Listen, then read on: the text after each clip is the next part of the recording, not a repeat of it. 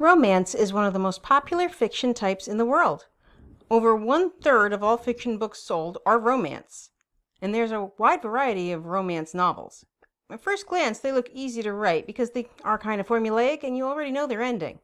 But when you actually sit down to write one, they become much harder.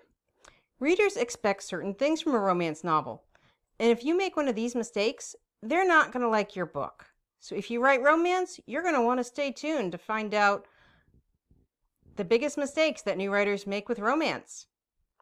Hi novelteers, I'm Devlin Blake, novel writing and self-publishing expert, coach, published author, and former ghostwriter of 200 books. If you're writing a book, be sure to check out my Novel Writers Club at the link below. So let's talk about the biggest mistakes new writers make with romance. And the first one is confusing romance and abuse. Ever since the movie Say Anything became a classic movie, mainstream has blurred the lines between love and abuse because a lot of that stuff in that movie is actual abuse. Love bombing, explosive anger, stalking, love having to hurt, wanting to keep someone as all yours, breaking up relationships, not taking no for an answer. These are all signs of abuse, not love.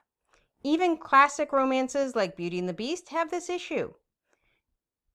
If he treats her like something to be owned rather than someone to be respected, that's not love.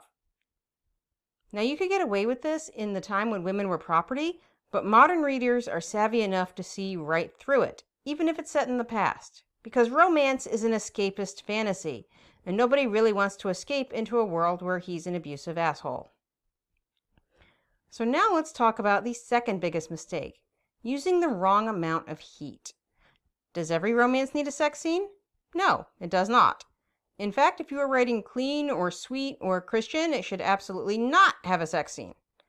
Clean or sweet romances can get away with hinting at a sex scene once commitment is proven, but Christian characters in a Christian romance should not even do that if the characters are not married.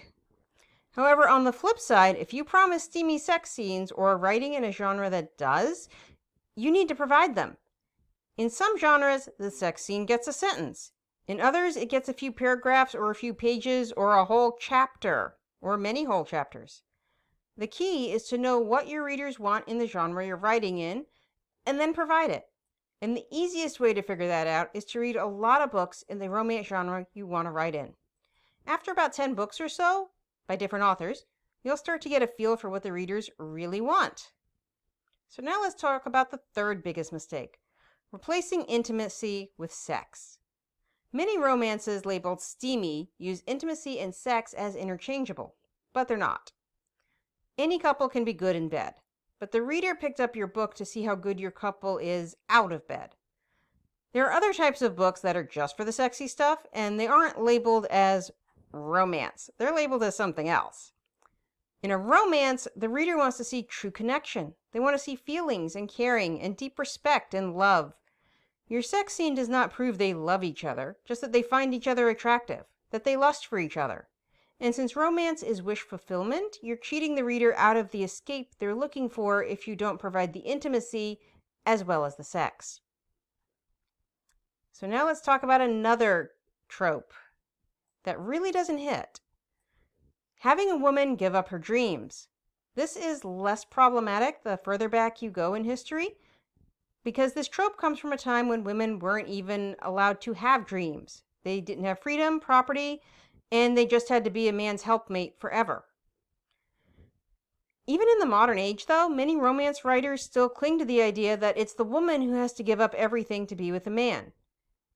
A smart, ambitious woman who suddenly gives up her dreams to be with her man needs a very good reason to do so. Otherwise, readers will feel like she threw it all away and will regret it later. At that point, they feel like she's no longer a person to care about, but a plot slave. And nobody cares about a plot slave. This is true even if she becomes a literal princess at the end. If she had other dreams aside from becoming a princess and gave them up to embrace the royal life, this still comes across as having made too big a sacrifice. However, if she had no dreams at all, or if the prince helped her achieve her dreams, that's perfectly fine. So now let's talk about characters that are too perfect. And it's easy for a writer to create a character that is too perfect, especially in an area of wish fulfillment. But readers hate these characters because they come across as constructs, not real people. A real character has strengths, weaknesses, and quirks, and most of all, they face consequences for their actions, and writers love putting them in hot water. If you have a character that you're afraid to really throw challenges at, then you're too close to your character, and they are too perfect. They need to face some consequences, or the readers don't care about them. Now, let's talk about a very common trope, Insta-Love. When one character meets another for the first time and just knows, that's Insta-Love. And it makes romance readers groan. Unless you're writing about otherworldly characters who have that excuse built into their biology, it doesn't happen that way between two normal humans. And part of the fun of romance is watching the characters come to terms with their own feelings. If you know from the first page that they belong together, then there's no build-up or fun or interaction for the readers to watch. The reader wants to watch them realize their feelings slowly, in a fun and playful way, and build that intimacy I talked about before. And similar to Insta-Love, I'm going to bring up confusing lust with love. It's normal for two characters to notice each other's bodies. It's what you notice first. Their eyes, their shapes, their hair. But if that's all they ever notice about each other, they're not in love, they're in lust. It's fine for them to notice how attractive the other is at the beginning. But even in fiction, that's not really enough for a relationship. At some point, they need to start admiring the other person's personality or their brains too. Their strength, their courage, their compassion, or some other trait. To truly hook a reader, you need to show the reader that these characters have some connection that is deeper than surface level attraction. So now, let's talk about love triangles. Granted, there have been some famous, successful books with love triangles, but the appeal of them doesn't hold up to a more grown-up woman if you're writing for adults. This woman knows that if you're actually wavering between two men, then none of them is Mr. Right. Sure, if you're writing cozies with flirtations and fun, love triangles work, but a real romance is about a connection between two people.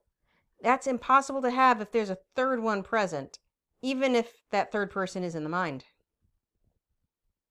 Now let's talk about the "she's not like other girls" trope. In far too many books, especially romances, the male lead points out how his loved one is not like other girls, either in her ambitions or how she dresses or some other trait. The problem readers have with this approach is that it's intrinsically misogynistic, and romance readers are over 90% women. Women don't like being told that being a typical woman is a bad thing. Which of course is what this trope is saying. She's not like other girls, she's like a guy, because anything womanly is a bad thing. And that's why she's special, because she's not womanly. The simple thing to remember is that there is no typical woman archetype. There are differences between men and women, of course, different worlds, different concerns, different conditioning, but each woman is her own unique person.